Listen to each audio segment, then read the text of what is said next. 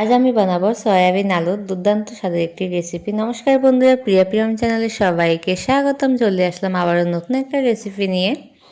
সকল বন্ধুকে অনুরোধ করবে একটা লাইক দিয়ে ভিডিওটা দেখা শুরু করবে। কে কোথা থেকে আমার ভিডিওটা দেখছে অবশ্যই কমেন্টে বলে যাবে। তোমাদের সুন্দর সুন্দর কমেন্টগুলো পড়তে আমাদের খুবই ভালো লাগে। আর রেসিপিটি কিন্তু বন্ধুরা খুবই কম সময়ে তৈরি করা যায়, আর এটি খেতেও কিন্তু দুর্দান্ত সুস্বাদু। আর এটি রুটি, পরোটা, ভাত সব কিছুর সাথে কিন্তু দুর্দান্ত লাগে খেতে। এরকম রেসিপি যদি দুপুরে লাঞ্চে থাকে তাহলে তো কোনো কথাই হবে না। একদম খুবই অল্প সময় কিন্তু বন্ধুরা এটি তৈরি করে নেওয়া যায়। আর রেসিপিটি তৈরি করার জন্য এখানে দেখো আমি বসিয়ে দিচ্ছি একটা কড়াই দিয়ে পরিমাণ মতো তেল দিয়ে দিচ্ছি। তেলটা হালকা যখন গরম হয়ে যাবে তখন আমি এতে দিয়ে দিব হচ্ছে আলু তোমরা কম বেশি দিতে পারো যে যেরকম। আমি এখানে আলুগুলো দিয়ে হালকা একটু ভেজে নেব, একদম লো টু মিডিয়ামে রেখে কিন্তু আলুগুলো আমি ভেজে নিচ্ছি।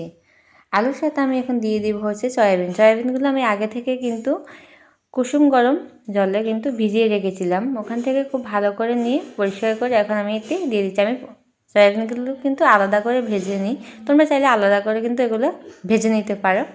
আমি আলু সয়াবিন দুটোই একসাথে দিয়ে খুব ভালো করে এটাকে ভেজে নেব। আর ভেজে নিয়ে দেখো হয়ে এসেছে, এখন আমি এগুলোকে নামিয়ে নিচ্ছি। আর ওই কড়াইতে আমি দিয়ে দিব আবারও পরিমাণ মতো কিছুটা সর্ষের তেলটা দিয়ে আমি এতে দিয়ে দেবো হচ্ছে তেজপাতা, দুটো তেজপাতা দিয়ে দিয়েছি। দিয়ে হালকা একটু নাড়াচাড়া করে নিচ্ছি। দিয়ে এখন আমি এতে দিয়ে দিব হচ্ছে একটা মশলা তৈরি করে রেখেছিলাম, ওই মশলাটা এখন আমি দিয়ে দিব। এখানে দিয়ে দিচ্ছি আমি আদা দিয়েছি, আর দিয়ে দিয়েছি পেঁয়াজ, এটাকে আমি আর সাথে দিয়েছিলাম একটা কাঁচা লঙ্কা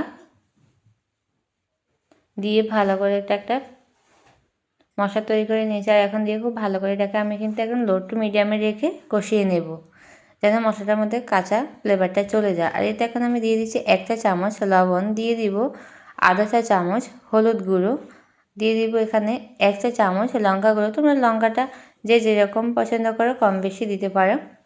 দিয়ে তারপর আমি এতে দিয়ে দিব হচ্ছে জিরে গুঁড়ো আধা চা চামচ, ধনে গুঁড়ো আধা চা চামচ।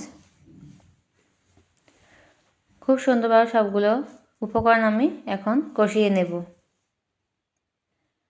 একদম লো টু মিডিয়ামে রাখতে হবে বন্ধুরা, নয়তো মশলাটা পুড়ে যাওয়ার সম্ভাবনা থাকবে। তোমরা চাইলে এখানে কিন্তু অল্প পরিমাণে একটু জলও দিতে পারো, তাহলে কিন্তু মশলাটা লাগবে না। আর দেখো খুব সুন্দর করে কিন্তু আমার মশলাটা কষিয়ে নেওয়া হয়ে গেছে। দেখতেই পাচ্ছ কত সুন্দরভাবে কিন্তু মশলাটা কালারটাও কিন্তু পাল্টে গেছে, খুব দারুণ একটা কালার চলে এসেছে। খুব সুন্দরভাবে কিন্তু হয়ে গেছে। এখন আমি এতে দিয়ে দিব হচ্ছে একটা টমেটো বাটা। আমি এখানে বড় সাইজের একটা টমেটো বেটে নিয়েছিলাম, ওই টমেটোটা দিয়ে দিচ্ছি। দিয়ে আবার এটাকে হালকা আমি 20 থেকে 30 সেকেন্ডের মতো কষিয়ে নেব।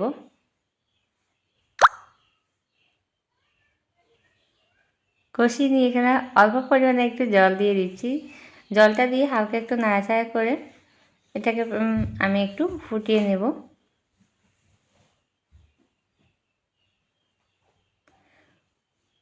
দেখো খুব সুন্দরভাবে কিন্তু এটা হয়ে এসেছে, দেখতে পাচ্ছ খুব সুন্দর একটা কালার। আর এখন আমি এতে দিয়ে দিব হচ্ছে সয়াবিন আলু, যেটা আমি ভেজে রেখেছিলাম। সয়াবিন আর আলুটা দিয়ে দিচ্ছি, দিয়ে খুব সুন্দর করে নাড়াচাড়া করে আবার এটাকে আমি 3 থেকে 4 মিনিটের মতো কষিয়ে নেব।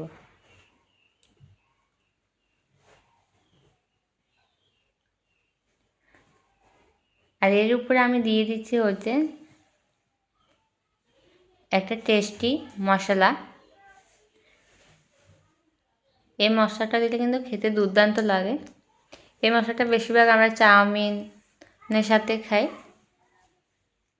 আর এটা দিয়ে আমি এটা তোমরা চাইলে নাও দিতে পারো। খুব ভালোভাবে কিন্তু কষিয়ে নিচ্ছি।